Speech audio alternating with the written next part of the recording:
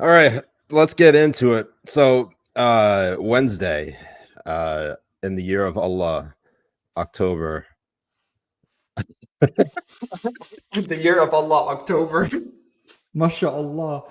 You've only had 2 swigs so far. Just In the so year in the the year of people at home Allah, can take count. in the year of Allah 2022, in the month of October, October The 12th. the year of October. The day of restitution has been made as Alex Jones has been ordered by a jury to pay close to $1 billion for to the families of the victims of the 2012 Sandy Hook school shooting. Obviously, a terrible tragedy what happened at Sandy Hook, and that's what we're leading tonight's episode off, because there are a lot of strong opinions on both sides. And Right. before we get into what we have to say, you get the usual characters on social media who believe that uh that he deserved it. But you also get a few interesting tweets from some unusual suspects, if you will. And I'm hoping Spencer, our producer, isn't entirely useless tonight and pulls up these tweets from I'd say, pretty well-known singer and artist, right, Jet? Who would that be? MIA. Are you familiar with MIA? MIA. MIA. What was that? That one song, Paper Planes, right? Paper Planes, yeah, Paper Yeah, Planes. isn't that their only song, or do they have like some I more mean, songs that they're it's sharing? one person. It's not them. Unless they have the pronouns they them, then then you're That just would be they them. obviously you're just promoting the leftist pronoun agenda. Right. Oh man, she's gonna get a lot of shit for this. Oh shit! This is not even the tweet that's gotten her the most shit. Let's read this tweet first. Now we'll go to the other one. MIA tweets Alex Jones lying and Pfizer lying, both trending. One with penalty, other without. If you have no critical thinking faculty, this is about as crazy as we should get before nuclear war wipe out the human race. Now, Spencer, I called you Ben. I guess I should be fired for calling him Ben. But either way, they both look alike. They both look alike, and they both should be fired. Exactly. So, I mean, we confuse both of them all the time. It happens quite a bit.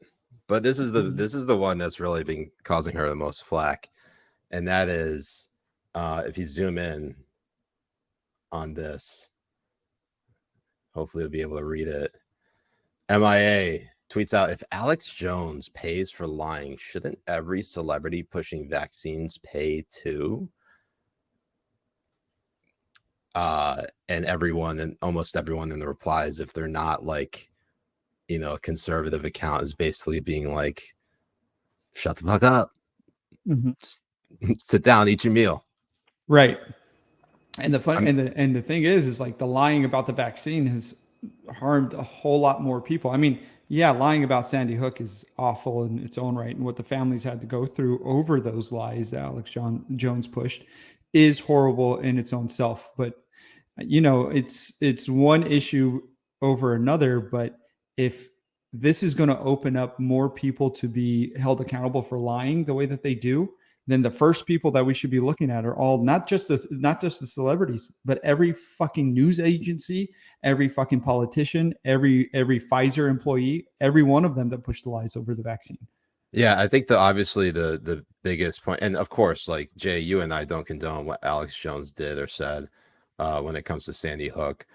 But the one question is, does the penalty match the crime in this regard? Of course, it's a defamation case. So defamation, that's not a criminal proceeding. It's a civil proceeding. It's not like Alex Jones has to go to prison for lying. But defamation obviously is a real thing. But I will say this. If we're taking a step back here and thinking about how things went down with the Uvalde school shooting earlier this year, and how many things that did not pass the smell test, the amount of flack that people got for questioning Uvalde would, if Alex Jones didn't exist, it probably would have happened to someone else. And I think the interesting, or at least the big takeaway here, is that Alex Jones probably fell on his sword, or was made an example of. I wouldn't say fell on the sword. He was made an example of Yeah, he by the powers didn't. that be. I would say he fell on the sword. That's like No, that's a stretch. That is a stretch. It's a stretch. I'll concede that. he's no martyr in this at all. I mean, yeah, it's excessive, and I think it doesn't fit the crime um, of what he did, but he still needs to be held accountable for the things he did and said, and the way that No, but that's obviously Flammies went through what happened. But yeah, I think it's like way over the top. I don't think it's going to be appealed if and look, I've watched every season of Suits, and I know exactly how this is going to go down. exactly. I have not. I'm still working on The Sopranos, so I'm obviously thinking from the other side of the law. You know, the one that doesn't practice law, and how to navigate the law. So, with that being said, Jay, I think it's important to understand that when it comes to Alex Jones, uh, they needed their pound of flesh, and they got it from Alex Jones. And whether you agree or disagree with what he did and said, I think it's pretty obvious that some lies are excused in this country, while others are so egregious that those individuals have to be made an example of. And that's kind of where you're getting Alex Jones paying almost $1 billion.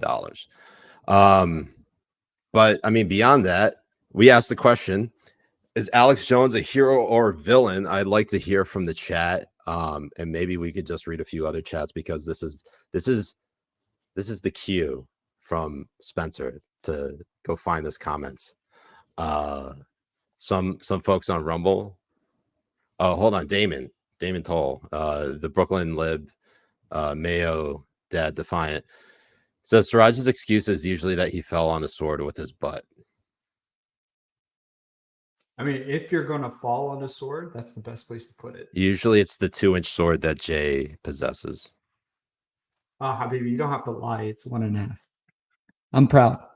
I'm 5'4" with a 1.5 inch penis. Jay, it's 2. It looks like 2 inches when you shave it down.